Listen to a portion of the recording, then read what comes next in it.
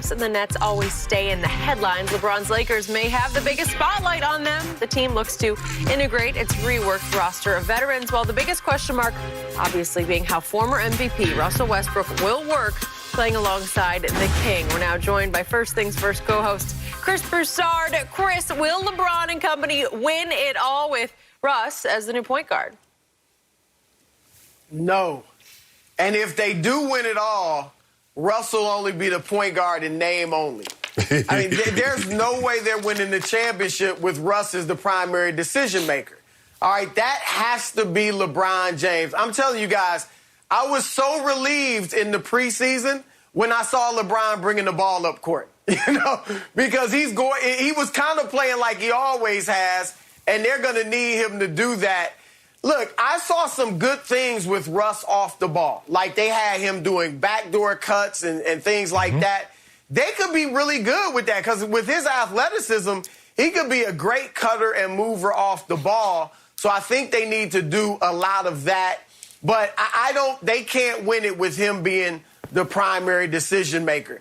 Now, if you ask me who wins the West, the field or the Lakers, I would take the field because I think so much has to go right for the Lakers. But if you force me to pick one team, then I'm going with the Lakers based on sheer talent. If LeBron and Anthony Davis are healthy, with or without Russ, I think they're the best team in the West and they have a shot at winning it. So I'm going with the Lakers in the West, but there's a lot of questions that I have. Number one is the health, which is legitimate because of the age and Anthony Davis's injury history. Two is the chemistry. How does it fit with Russ and LeBron? Either of those guys off the ball, how are they working? Then the spacing and the shooting. All right, I don't think they have enough shooting. I know Kendrick Nunn, Wayne Ellington. At the end of games, they're going to have LeBron, AD, and Russ on the floor. So that means the other two guys might be shooters. Might be. What if it's Dwight Howard? Now you got, one shooter out there? What if it's Carmelo Anthony out there? So they don't have enough shooting. And if I'm an opponent, I am backing down in the paint, daring, begging LeBron, Russ, and AD to shoot threes. And I'll contest on the other. If they got two other shooters out there, I'll contest on them. But the other three, I might not even contest. I'll contest a little on LeBron. But Russ, I'm just challenging his manhood. I'm really challenging his ego and just giving him 7 feet. Go ahead and shoot it. Go ahead. And I'm going to challenge AD as well if he wants to float out there. So I think they're going to have challenges with their spacing, but I'm going to trust with their ability, their talent on that team and LeBron that they can figure it out at least enough to get out of the West. Man, I'm looking at... I love that. I'm looking at the last two champions, 2019 and 2020. Who was knocking down late threes for the Bucks? Who's knocking down late threes for the Lakers? Both of those teams was terrible three-point shooting teams, especially come playoff time. Although Milwaukee was 5th in the league. In the regular season. Milwaukee was 5th in the league in threes last year. In the regular season. How were they playing the postseason?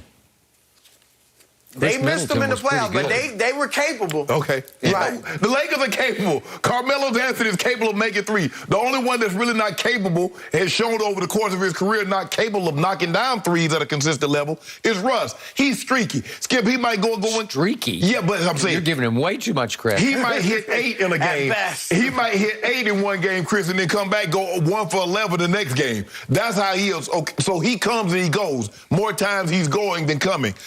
I'm going to take the Lakers in the West because I believe, as you said, with AD and LeBron, out of the West, I believe they have the two best players. You take anybody else in the West, their two best players, the Lakers' two best players are better. And if you take their third option, I would say Russ is better than their third option. Now, the question is, it's going to take some time for the simple fact these pieces really don't go together. But if anybody can shave it down and make squares fit in the round holes, it's Goat James. Because he's good at that, Skip. Oh, yeah, you ain't know that? Keep a toolbox on him. Grind it down, shape it, and now all of a sudden the pieces fit. You come out here all upset, saying he got lucky. But I don't want to hear any of that. By the way, Russ's head is made of concrete. You cannot shave it down. We shave concrete. No. We'll make it fit. We'll make it fit. But look, It's going to take some time. And I think the thing is, Chris, you know this. Russ has done everything individually he can possibly do. The only thing that can fill out his resume and make it complete is a championship. What's different is, I don't know if Russ has ever been the third best player on any team at any level he's played for. He's the third best player. He's going to be the third option. And so now it's not enough, because once he got that triple-double, won the MVP, he made the triple-double obsolete. So we don't hold the triple-double nearly as valuable as we do before Russ broke Oscar's record in the regular season. So now, Russ, can you contribute without getting triple-doubles being a solo act? I believe he can, because I know what LeBron James is a hypnotist. He can convince guys to do things they wouldn't normally be able to do. Yeah. Really? You're sleepy. Hey. You're going to hit this shot. He is just going to try the ultimate challenge. Russell is unhypnotizable. You know it, and I know it. You're a hater. You want bad things to happen to us. I don't. I love to watch Russ play, but not for your Lakers. And my mind is still blown, back to Chris's initial points. My mind is boggled by the fact that LeBron James, the king, is handing the keys to the kingdom to Russell Westbrook to be his point guard and primary decision maker. And I agree with Chris. It cannot last. It cannot happen. LeBron is still the best point guard in the league. He is still the best passer in the league. He still has the highest IQ in basketball, and he has to quarterback this team. He will. And if you do, really, you're going to teach the old dog new tricks? Russ, we need you to cut. We need you to move. Yeah. Okay, well, you know, it might last a game here, a game there, but it's not who he is. I'm sorry, he only knows one speed, and it's 100 miles an hour with the ball in his hand, dribbling it off his foot out of bounds. Oh, he'll give us some pace. Look what he did in the preseason. Russ had 23 preseason turnovers. It led the league by far. Next was Ja with 17 turnovers. I was horrified watching him because it started to get contagious, and LeBron had a 7-turnover half.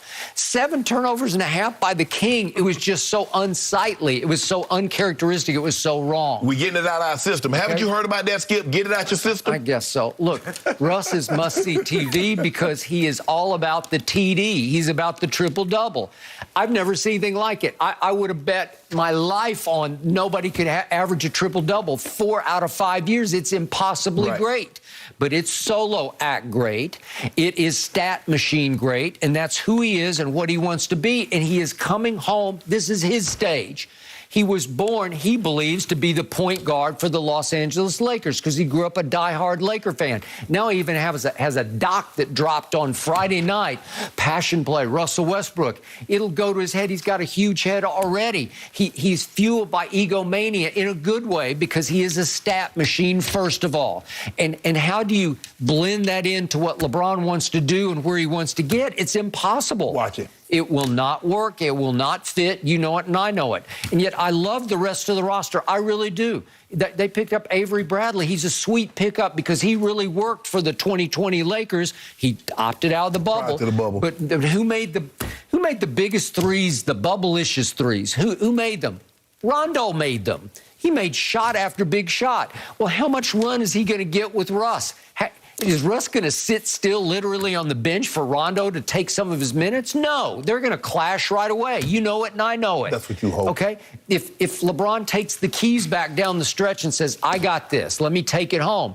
What do you do with Russ? Because his man's just going to scoff at him and fall back into the paint and make it impossible for LeBron and AD to operate in the paint. You're going to have an extra defender just daring Russ to shoot.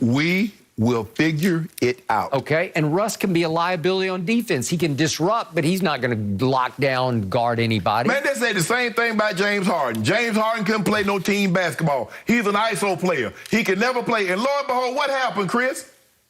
Is James Harden playing the same style of basketball? Is James Harden playing the same style of basketball in Brooklyn that he played in Houston? Why not? Because he had other players around him that he realized that, you know what, I don't have to do all this. Okay. Yeah, but Harden is more skilled than Russ. Like, when you go back to when the three of them, KD, Harden, and Russ, were in OKC, when they were all three on the floor together, Harden had the basketball. He was like the point guard. Yeah. He just played in Houston that way because of Mike D'Antoni, but yeah, I don't think Russ can make that type of adjustment. He can. He played off it before. He'll do it again. Okay, so my prediction is this is going to be Kevin Durant's year from start to finish. I got KD MVP, and I got the Nets winning it all.